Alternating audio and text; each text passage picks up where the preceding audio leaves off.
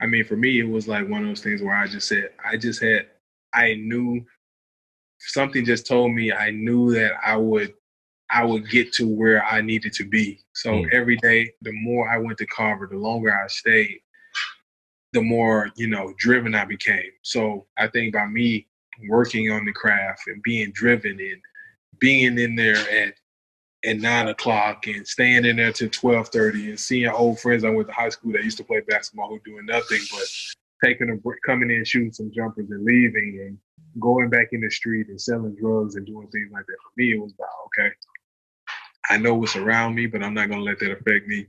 I really didn't go a lot of places, just kind of stayed at home, stayed with my mom, went to the gym, came home, hung out with one or two friends, and that was that. So for me, it was like everything was just like about work, about working out, hitting goals early in the morning, hitting Carver from 9 to 12:30, and then just being at home. That was it. So I think my motivation continued to grow, and I knew that the more I worked out, the more confident I would be. And I think when that confidence grew, I knew I didn't have to worry about what anybody else thought because I was putting the work in. This is a show for the driven, for the dreamers. This isn't for the make-believers. I can walk all day long, but my walk has to become my must. This is for the determined, the self-defined, for those ready to push fear aside, crush doubt, and unleash the hero from the inside out. You are wonderfully made. You are beautifully fashioned. You are created with purpose. This isn't just another podcast. It's about living a life that counts. What's up, brother? Got it, man. How are you? I'm good, man. How are you? Man, to me, this is a long time coming. Absolutely. I was thinking on the way to the office this morning how, once upon a time, this crazy guy by the name of Steve Stewart, his little red station wagon, would essentially go farm people off the street. Yeah, he did. He sure did. Right? And how did that even happen? Like, I don't even know how that happened, man. And I know. I just remember I came on late, so I came to the group late. So, so there, of course, Bo kind of started the thing, and I think Bo and Chris Holiday had a history or past or something from baseball, and then I met Bo because in sixth grade, I was like 6'3" in sixth grade, and Bo was like 4'11" or 5'1" or something like that, right? And so 6'3" in sixth grade, they thought I was going to grow up to be Derrick Allen, but but I kind of stayed 6'3", 6'4", whatever I am, and so we would play pickup games in the gym. But Derrick, I remember.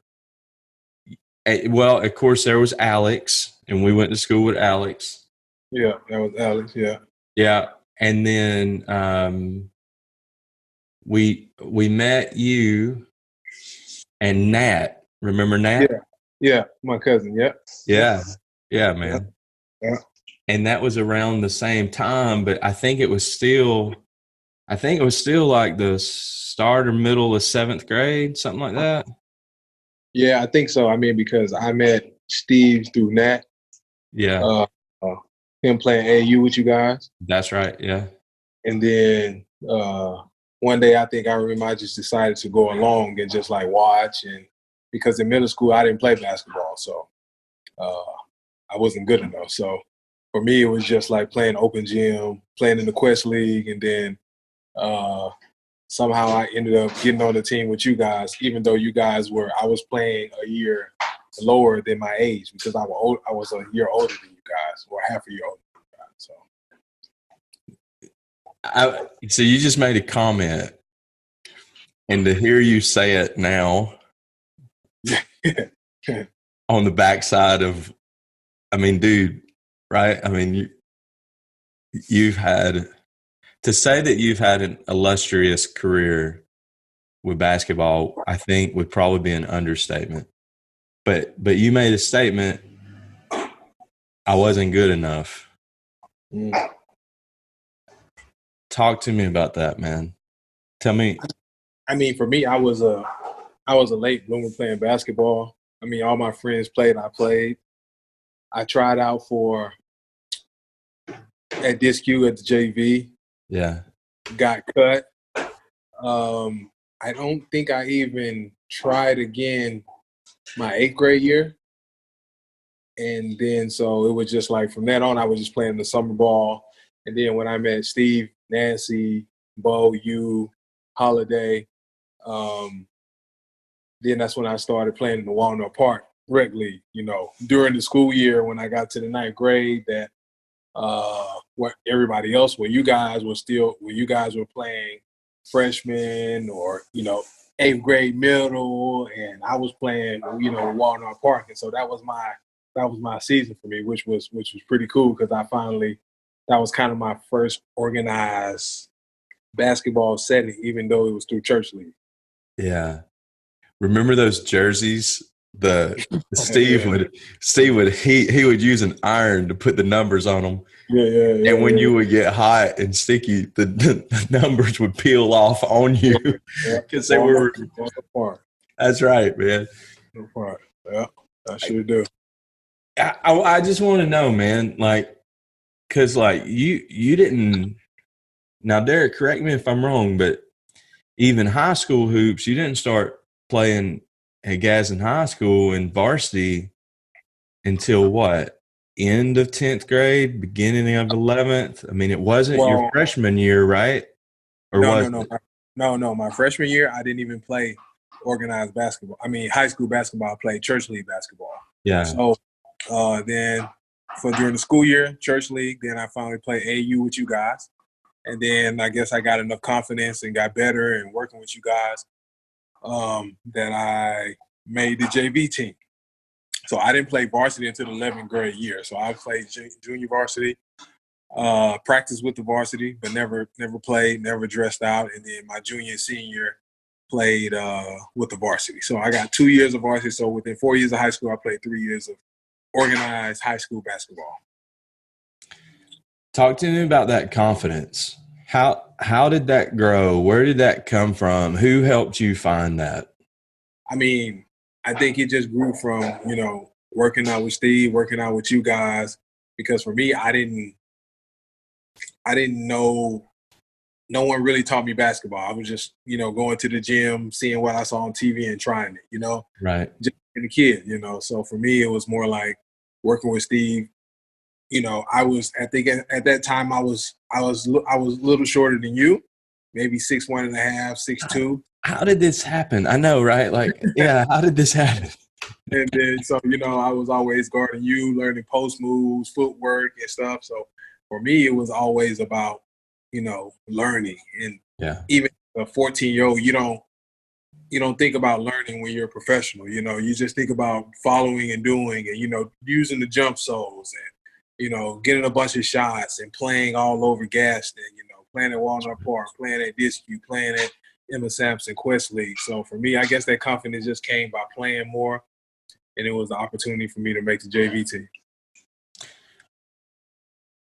Even during those days, man, I'm just curious. Was it in your mind? Was it a dream? Was it a thought of yours that one day I might be able to do what you've now done? Like, was it there, or did it just emerge over time? I think for me, it emerged over time because, like I said, I knew guys went to college. When I got to 10th grade, I started learning about recruiting. And for me, I didn't even think about college then because I was still a 10th grader. So right. I remember. I think you should remember Ronji Cowser, who went to. Oh yeah, man, I remember Ronji. And he went to Alabama, and right. So he was on the football side. There were a lot of guys who grew up with us. Trent Garment, who went to Army. Yeah. And some other guys who Robert Williams, who went to Ole Miss, who eventually went to Ole Miss with. But when I was in the 10th grade, not a lot of guys from Gaston City were going to four-year schools, maybe a junior college, Gaston State, Snead State. So for me at the beginning, I was just trying to enjoy and play the game and being happy being on the JV and get to the varsity. By the time my 11th grade year hit, I think this summer, we all went to Colonnade together. Yeah. That's when I started to realize, like, okay, maybe I have a shot to go play college basketball, because I started receiving a bunch of letters and from four-year schools, Division II, junior colleges. So, but even then, I didn't never think that, like, I want to make it to the NBA, because I guess that wasn't in my mind. It was just the next step, So what was in your mind, right? Like, you and I grew up in kind of a similar type of neighborhood. We grew up on basically the same side of town. Like, Steve would come pick me up just like he would come pick you up. I mean, for me, it was just, there was a lot of survival mentality, man. There was a lot of just one day to the next, hoping I just make it. Like, what was it for you? It was kind of the same, growing up in, just like you, single parent home, young siblings. And so, like, just to be able to, Steve took me in just like a son, just like he did you, So for me, it's more about just trying to learn the game. But at the same time, Steve and Nancy provided kind of like a safe net for us when I didn't even know it. You know what I mean? Yeah, 100%. Hanging out with Bo, staying over, ordering pizza for us, being at the gym all night, and like I said, the most important thing, they took us in, even though, my mom was okay with it, but it was just still like, okay, I'm sure for my mom, she never said it. Was probably more of a relief some nights that I stayed at the Stewarts, just because she didn't have to worry about me getting fed, being in a good place, nothing going wrong. Me saying that, it wasn't like I was a bad kid, but the neighborhoods we grew in, the people we had hanging around us in our neighborhood, or who we went to school with, who was trying to get us to come on the other side. And so for me, it was just like survival mode and just trying to find a way to maybe go to college. My cousin Lamisha had went to college. She was like the second person who had went to college in our immediate family. So she had a scholarship offered to Jacksonville State. So for me, it was like I wanted to be that next person. All right. You just said something else, man. You talked about trying to get recruited to that other side. Yeah. Like, I know what that's about. And you know what happened to my kid brother. He didn't, I went into full-time student ministry. He went to prison, Yeah. And how did you navigate that? Like, because that's the natural pull, right? Like, these are the people around you. These are the people that have accepted you for who you are, right? These are the people who they've been family before the Stewarts, right? They were there. These are the people you had to pass on your way home. You know what I'm saying? Yeah. How did you navigate that, man? For me, it was like always one of those things where, even like I said, you say your brother, I can look at my cousin that.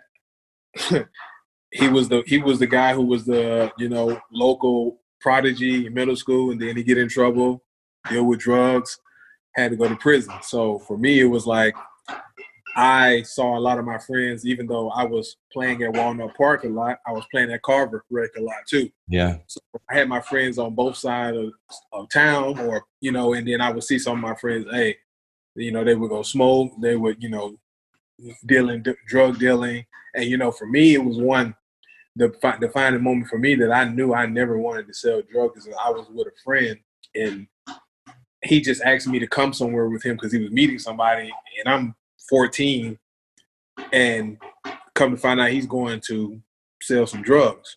So for me, the person he was selling drugs to, it's dark, it's an alley, and that person it's dark with a street light, you know, but at the same time you can't see what's in the person's hands and pockets. So the person like had some under his shirt, he was just like, give me everything you have. So for me, it was just like after that, and I just went with him. Like I never had the intention or thoughts of making fast money, even though we didn't never have a lot, or I saw a lot of my friends who didn't have a lot. They wanted to do stuff more for their families, but by doing it in a fast and a legal way. So for me, it was just all about, I don't want to do that. I would rather, you know, work myself, deal with being poor, deal with the embarrassment of going to Mobile with wearing, when we went to AAU tournament wearing not Adidas but 4-stripe shoes for Payless. You know what I mean? So dude. So you remember we went to Mobile together? I'm pretty sure our mom bought the same shoes from the same Payless.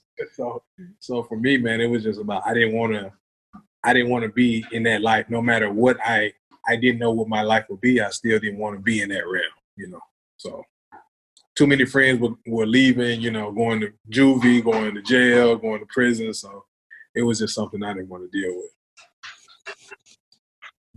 Man, I think about, you know, there were kind of two things. I've always liked Tupac, and in his song Changes, there's a line in there that says, I made a G today, but you made it in a sleazy way.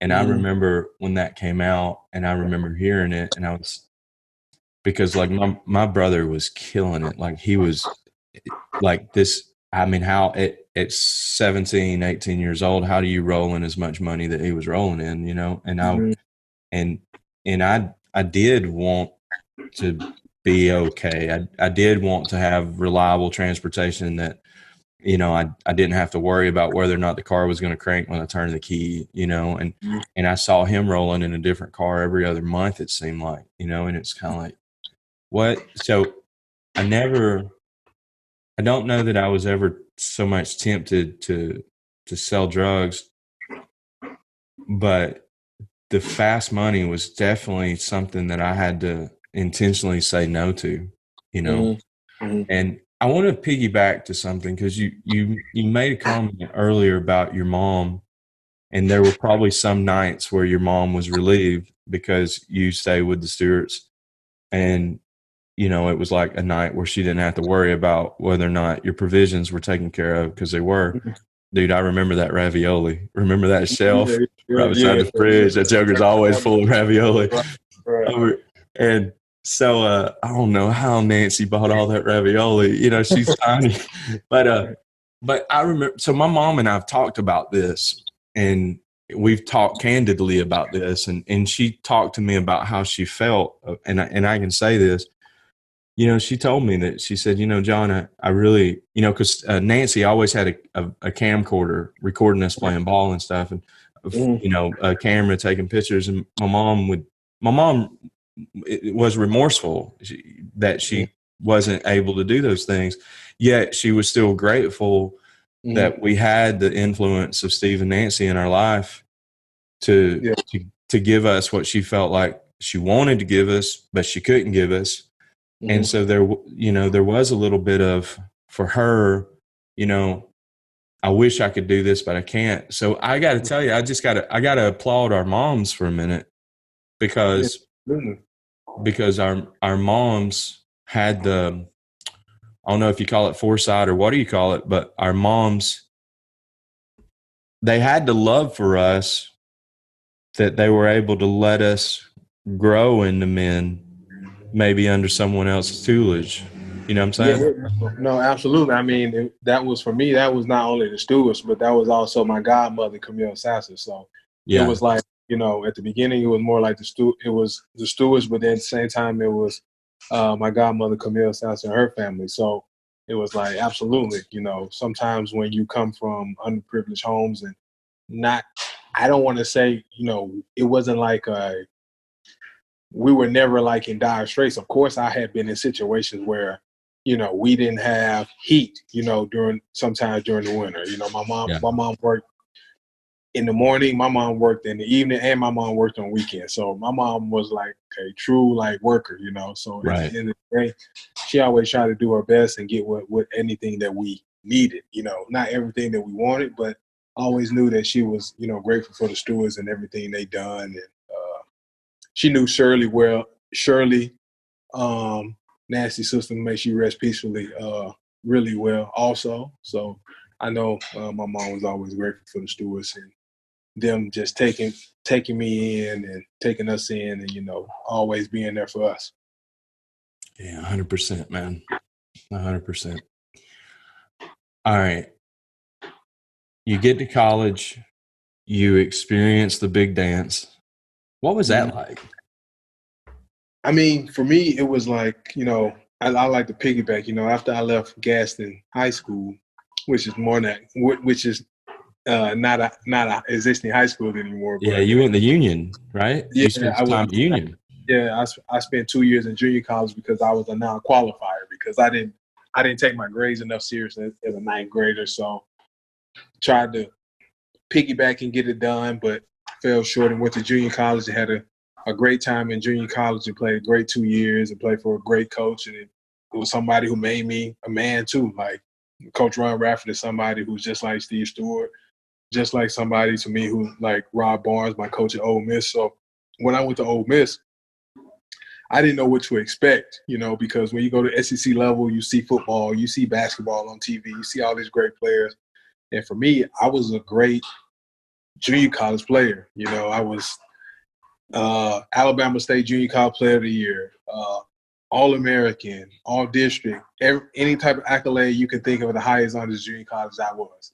But when you go to SEC level, you have All-American basketball players. You have SEC first-team players who are returning. So for me, when I went to Ole Miss, the first season was probably like one of the greatest basketball seasons I've ever been a part of, and I didn't even play because my junior college coach saw something in me to hold me back to redshirt me for 1 year, where we had Raheem Lockhart, who was a starting senior, who's third-team All-SEC, Justin Reed, who was a All-American high school player, and we had another veteran, a senior guy named John Ingstrom, who's from Arkansas.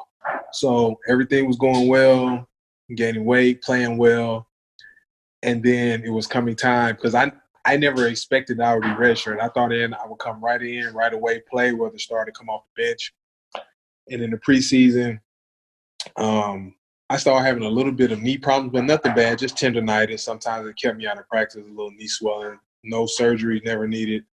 And so it came right before the first game of the season where we were in non-conference, and Coach Bourne pulled me to the side, and he was like, "Hey, D, I want to talk to you in the office." So I'm thinking, okay, we're going to talk about, I don't know, maybe I did something wrong. I didn't miss study hall, blah, blah, blah.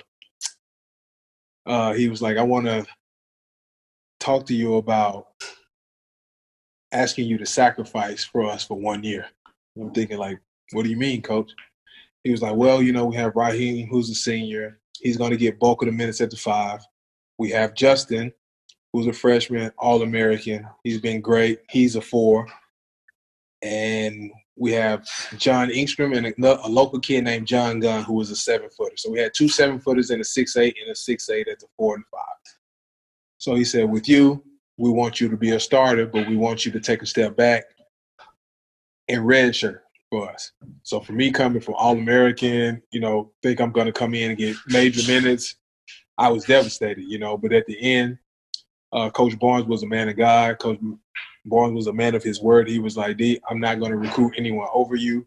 You have my word." I had to talk to Coach Radford about it. And, you know, of course I was devastated because it was like one of those things where I wanted to be out there. I felt like I earned this right in this moment. But it didn't happen that way. So what I did was I just took the moment to every practice was my game, to go at those guys, to make those guys better. And that was an awesome, amazing season because we made it to the Sweet 16, furthest in the school history, most wins at school history at that time. And made it to the big dance another year, was a starter. My redshirt junior year, lost to UCLA in the first round. My senior year didn't go well. We didn't make any tournament, but was a starter. So Coach Barnes, for me, kept his word and had a great 3 years at Ole Miss. Give me a little more on your headspace when he came to you. I mean, how was it an instant bounce back for you, or did you set on it a couple days? I mean, how did it mess with your head? Like, what was going on during that time? I mean, absolutely. When you're 20 years old and you're playing basketball, you got a scholarship, it's a great opportunity to come play. You kind of question everything. The decision you did, was it the right decision to come into school, And because I don't know if you remember, there were a lot of people who wanted me to go to Alabama because Alabama was recruiting me, or go to UAB or go to Auburn, but more people wanted me to go to Alabama, but I felt like I didn't want to go to Alabama for that reason, that they had Irwin Dudley, they had I got another guy named Kenny Davis, had a huge front line. So for me, I said, I don't want to go to Bama because I'll be sitting on the bench more than playing. So when I go to Ole Miss to redshirt, I'm not playing at all, and I'm redshirt, and I'm sitting out every game. And that's what ended up happening. Yeah. So it was like my mind, as a 20-year-old, your mind is spinning. You're kind of rebellious. I was more disappointed than anything. Yeah. I was upset naturally, but not in a way of like Coach Bourne lied to me or anything. Like, I was upset because I felt like I did everything right, was playing well, going to class, going to study hall, not missing anything, coming early, staying late. But then I just realized, and I had a conversation with Coach Rafferty. He just said, "Hey, Derrick, some things are worth waiting for." And, they could have easily just redshirted you and not given you any idea why, or lied to you, but Coach Rafferty never lied to you. Any of the coaches never lied to you. So it's just one of these situations where you're just going to have to sacrifice. But I always questioned at the beginning, like, why do I have to sacrifice? And then Coach Rafferty just, he was just like, hey, something greater is going to come out of this. My godmother told me, my mom, something good is going to come out of this. So you just have to sacrifice yourself, be there for your teammates. And once after that 4 or 5, that initial shock in that first week, picked myself up, worked hard every day, and pushed those guys. And everything that Coach Barnes told me he would do, he did. So he's a man of his word. So there's a couple things in there that's coming to mind. So one thing in there is you choosing to take the road of humility to serve, you choosing to take the road of being a team player, you choosing to take the road of, you know what, I'm going to stay in love with the game. I'm going to go after these guys. Every practice is my game. And I'll tell you, man, one of the things that I've learned about even the team that we built here with Life That Counts is that it doesn't matter who is in front at that moment. It just doesn't matter. From leading a team, what I've learned that the most, like, whoever's getting the minutes, or whoever's getting the highlights on ESPN, or whoever's getting the camera time, or whatever it is, that doesn't matter, because it's the guy in practice. It's the people around the conference table when those ideas were fleshed out that got you into that position, right? It took all of that. It took that team to put what everyone's aiming for. So for me, it's like, when I see some of our educators or some of our team members in front of the classroom leading or doing an event, and it's not me up there, like, now at this vantage point, there is no animosity in me whatsoever. I mean, I'm like a proud papa, you know what I'm saying? And I'm like, wow, this is us. This is what we've built. This is what we got to accomplish together. And in this moment, this person gets to both experience, enjoy, and grow from a little bit of limelight, because the limelight can definitely help. It can definitely shape you one way or the other, right? Absolutely. Yeah, it can definitely shape you. I think for me, the biggest thing was, college kid, SEC, playing on TV, whether it be ESPN, CBS, SEC Network. SEC games are always showed on Wednesdays and Saturdays. So in the South, Alabama can play Ole Miss, or Ole Miss can play Mississippi State, or Ole Miss LSU. The games are going to be on TV. So for me, I was thinking, the first day I was more worried about, man, my friends and my family going to see me sitting on the bench, just sitting more than playing. But then once I got over that initial, like I said, that initial shock, and let everything sink in, I said, I'm going to give these guys everything, push these guys. And I know I was helpful for those guys that season. And so it helped me prepare for my senior season at Ole Miss, for sure. All right. Walk me through. You know what? Before I say this, it's interesting to hear you say how you still felt the pressure of everyone else in your life watching TV and tuning in and seeing you on the bench. That, you know what? I think that's something that's a temptation that every one of us can face. Right? Absolutely. Yeah, absolutely. So walk me through. You go on to you had a pretty good junior and senior year at Ole Miss. Yeah, I did. I mean, it was pretty massive. Yeah. Yeah, I mean, it was, I wasn't like all SEC when I was at Ole Miss, but I was a 10-5 guy, 9-5 guy. So for me, it was like I was a starter. I started all 30-something games. Basically a 10-5 guy, both of my years in both of my playing years at Ole Miss. So it was a really good opportunity for me. Played against great players, great SEC players, great arenas. I got to come home and play in Alabama twice a year against Alabama and Auburn. And where my family always came to see me play. So that was always good. So friends and things like that. So for me, it was really good. It was really good. All right. Talk to me about the journey, leaving college and becoming a professional athlete. How did that go? I mean, for me, when you get to college and you become a senior or even a junior, you see guys who are flirting with going to the NBA. I had a teammate, Justin Reed, my redshirt year. He had a great freshman season, SEC Freshman of the Year, SEC first team, third team All-American, and he put his name in the draft and he took his name out because you could do that back then after you got feedback, and he didn't like his draft status. And so for me, by the time I got to my senior year, I realized that maybe I wouldn't be an NBA player, but there was other route that I could do: play in Europe, play in the developmental league. So, but I saw it was a couple of guys, Keith Carter, who's actually the athletic director there at Ole Miss. He played in the NBA 1 or 2 years, and then he played in Europe. So he played in Italy, he played in France. Another guy at Ole Miss named Marcus Hicks, he would come back and play in the summertime with us.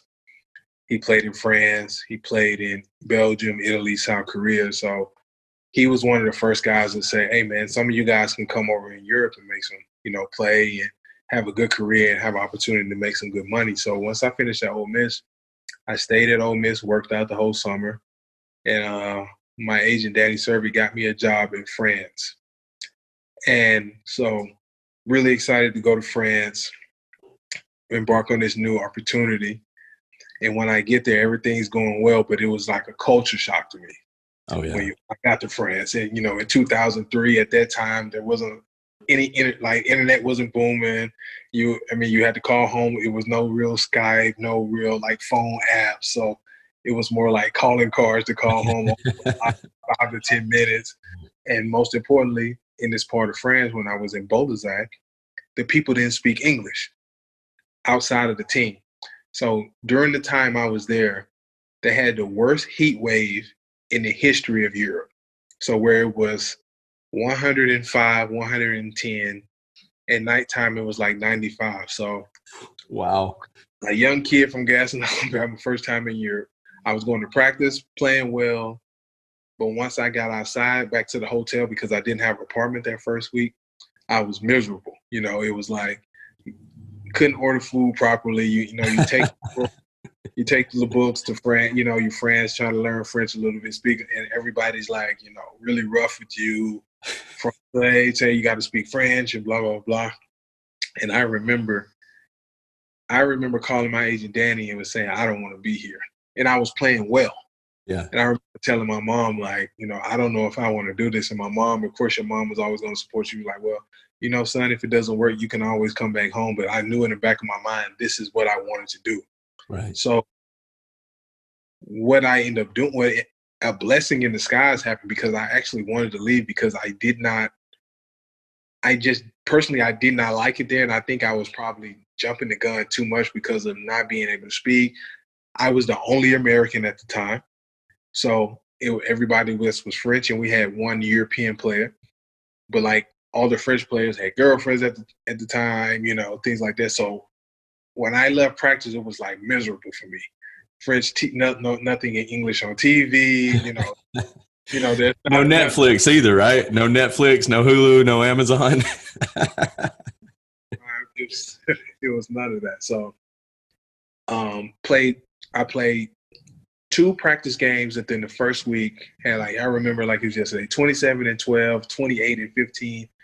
And the next day we come back and the coach is like, and the team manager's like, hey, Derrick, we're going to move you into your apartment early. Everything's going to be ready tomorrow. And so we had another game. So, but they said, we're going to keep you in the hotel an extra couple of days because we want to make sure it's clean and everything's ready. So we played one more game. One played well. And the next day we're watching video. And the coach calls me in the office and like, hey, Derrick, I just want to say that everything's been going great. But we need a big guy. On film, we saw you, because at the time when I was at Ole Miss, I was 240 pounds. But by the time I went to Europe, I had dropped 15 pounds or close to 20 pounds because the guys who played in Europe said they practice a lot, so you need to be in shape, you need to drop weight, so on and so on. So dropped the weight, was playing well. He said on video, the coach said it's just exactly like this. You were much bigger on video, and we need a bigger post guy. We need just a bigger guy, a bigger version of you. Well, I was kind of confused and like feeling devastated because like basically I just got cut and I'm going back home to a place that I didn't want to be. You know, I was at Ole Miss, came home for a couple of weeks to gas, and then went to France. So it was like, okay, now I have to go back to a place where I know is no good for me. So then it was just like, I was upset, but I was happy at the same time that I got out. But when I got home, it was like, okay, I have to work out. I worked out every day, went to Carver and worked out every day for 3 hours. Boom, boom, boom, every day. Gold's Gym, Rainbow City, 2 hours. So I was working out for 4 or 5 hours a day. And one day I got a call from an agent in Iceland telling me that his team is interested in me. He said, but it's between you and 4 or 5 other guys. So I talked to the agent. It's a really good opportunity. We can't leave any more teams, blah, blah, blah, blah. So one day, I just went to Walmart. I had the guy's number. He said, call me if you have any questions. We're going to make a decision within a week. And I don't know if you remember those AT&T calling cards that you can get, that you can call like all over the world. There's like 250 minutes. You pay like $25. Right.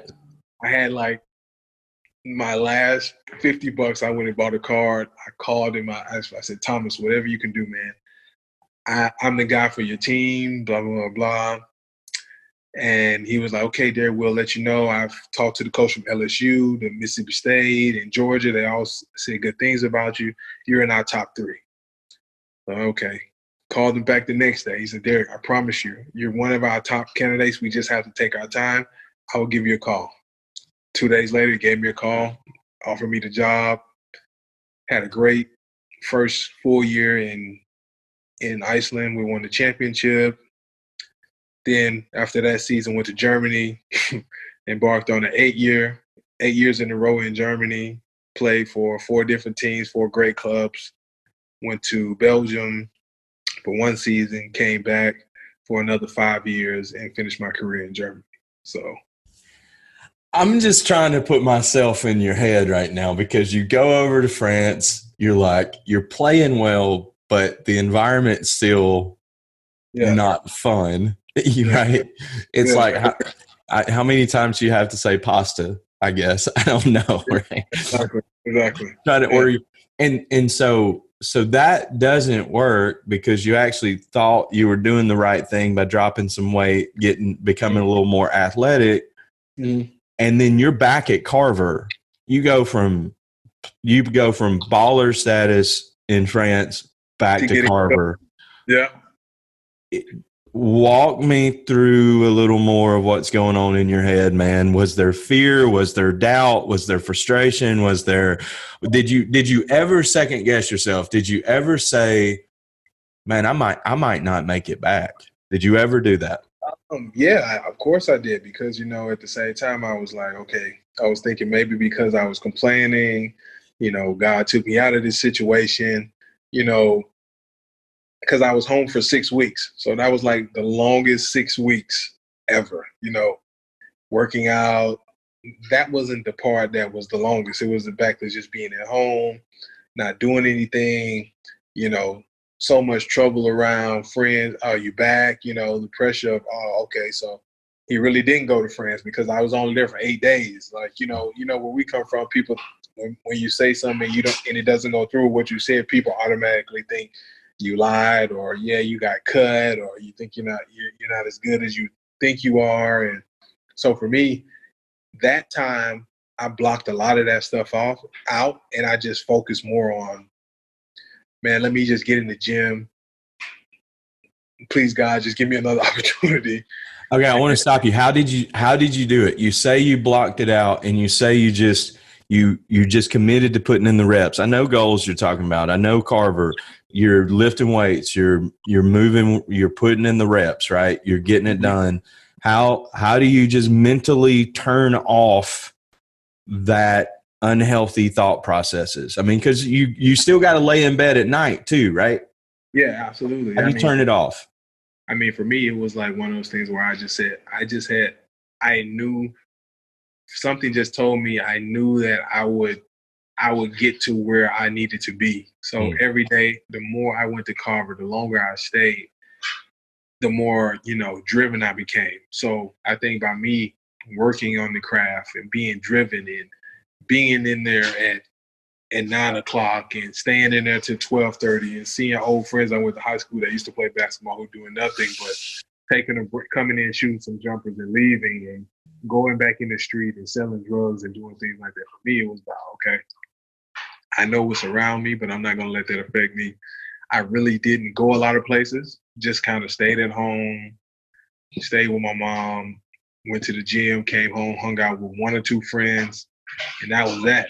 So for me, it was like everything was just like about work, about working out, hitting goals early in the morning, hitting Carver from 9 to 12:30, and then just being at home. That was it. So I think my motivation continued to grow, and I knew that the more I worked out, the more confident I would be. And I think when that confidence grew, I knew I didn't have to worry about what anybody else thought because I was putting the work in. There's this thing in human development and human performance, and it's called the 5 C's of development. And before confidence can happen, and you just said it, you have to have competence. So a person has to perform mastery at a level. And Derrick, what I'm hearing you say is that you had a professional work ethic even before you were a professional. Absolutely. I mean, because I had learned from other guys, you know, after I finished up at Ole Miss, before I went to France, I worked out with a lot of pros.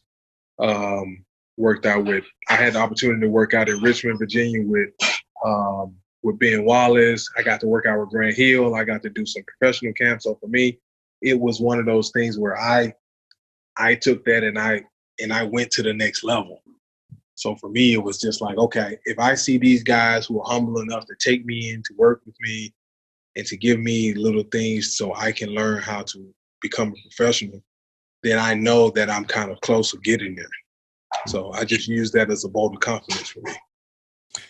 You know, I want people who listen to this to hear what you just said, because you did it, man. You put in the reps. You became a professional. You believed in yourself as a professional. You saw yourself as a professional. There wasn't lollygagging. You stayed at home. You went to work, even though you weren't, quote unquote, going to work, even though you weren't getting a paycheck for going to Carver or getting a paycheck for going to Gold's Gym in Rainbow City. You were still going to work. You were still that professional, putting in the reps before anyone else. You believed in you long before others believed in you. you took half of everything you had left and went and bought AT&T worldwide phone cards so you could bug that coach and say, man, I'm your guy. And you were able to confidently say, I'm your guy, because you were putting in the reps, right? Exactly. So for me, it was just like, and I'm not that type of person who calls people and asks them to take me on and help me. It was just like, hey, I don't know if this is my last shot. I don't know who else is going to call, because at that time, my agent said no one was really calling. It was, I went there. I remember like it was yesterday. I left like August the 7th, left Birmingham, flew to Cincinnati, Cincinnati to Paris, Paris to Bordeaux, and boom, I'm in France. August the 15th, I'm taking the same route. Bordeaux, Paris, Paris, Cincinnati, Cincinnati, Birmingham, and I'm back in gas. Oh, man. So during that time where I was at home until I left for Iceland at like the second week of November, all the teams already have players for the most part. Right. So teams in Iceland, they didn't bring their Americans over until middle of August, because the season started in October 1st. So they didn't have a long preseason. So for me, it was great. So I was at home working, man. Man, that's what's up. All right. Talk to me about getting married. I don't know how you and Elle met. I want to hear the story. We're coming up on an hour, I know. I want to respect your time, but I still want to hear the story because I don't know the story. For me, man, I met Ellie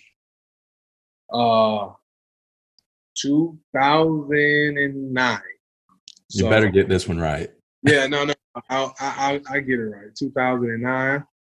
We met, actually, a friend of mine, a guy who's a military serviceman who was stationed in Heidelberg, had told me about Ellie beforehand. Wow. And but we never met or anything. And then it was January 1st, 2009. I went out with some friends, and I actually met her a night out, So I was playing in Frankfurt at the time. And, so we had met, got to know each other, was friends for a long time. She had moved to the States and came back. And then I left Frankfurt and played in Berlin. And then our relationship got more serious after she came back from the States. After my first year in Berlin, she moved to Berlin with me, and then proposed that following summer. And then she came to Belgium and had kids, man, and so on and so on. Next now we got 2 kids together. So, so definitely a blessing in disguise for sure. For the people who are listening to the phone call or listen to the audio right now, I just kind of wanted to describe Derrick. You just had this grin on your face that went from ear to ear. It is obvious that she is a great blessing in your life. No, absolutely, absolutely. So like with her, very, very driven person, great mom, great wife. Good basketball player, good shooter. So hopefully that her side will bring some athleticism to our daughter, some shooting touch in the future. I hear that, man. It's so good to catch up with you.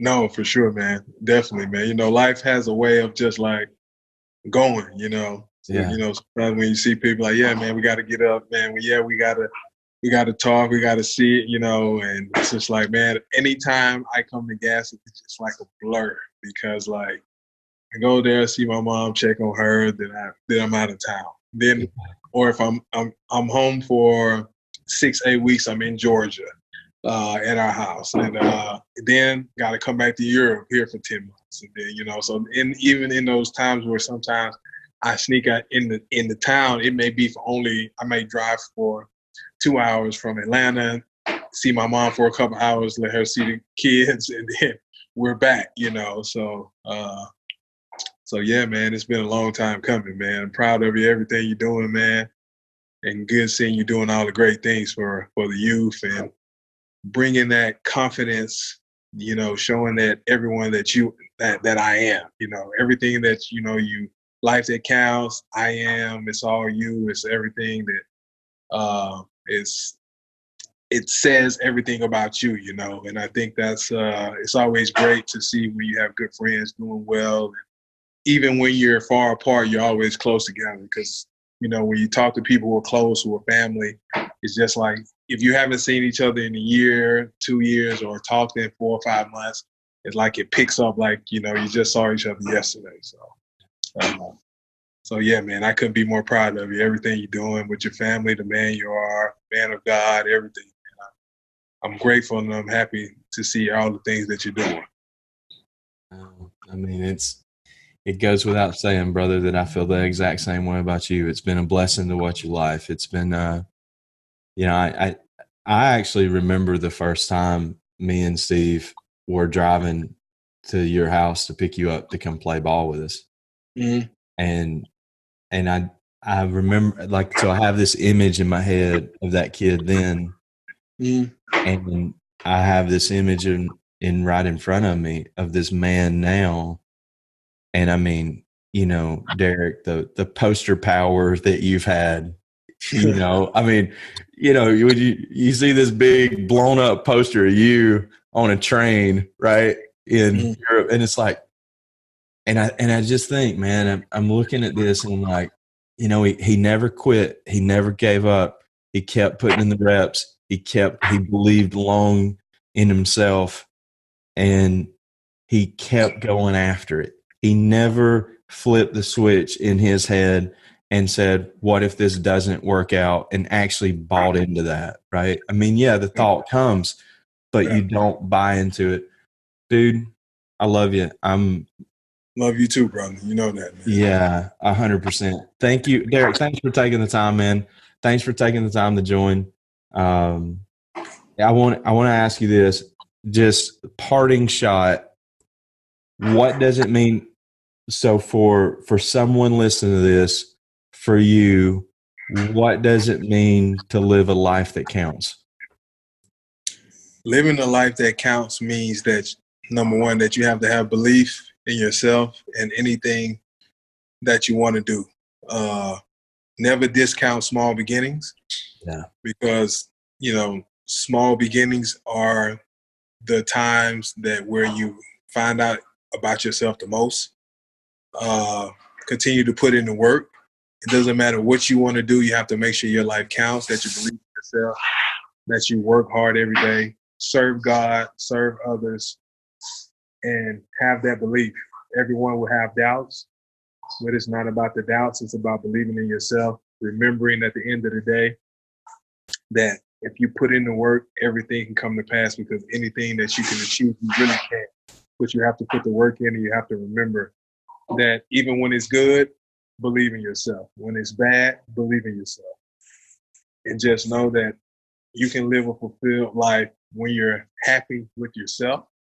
That's a very important thing, that you're not doing things for others, that you're filling yourself up first. Because if you can't feel others if you don't feel yourself. So get fulfillment of self first and serve others, and never stop believing. Man, that's what's up. Brother, we got to end it, but I don't want to end it, but we got to end it. Dude, I love you. Give our love to your family. Hey, you do the same, man. Love you too, brother. All right, brother. All right. Peace. All right. See you, brother. Bye. Yeah. Thanks for listening to another episode of Life That Counts. Tune in next time for more insight with host John Williams.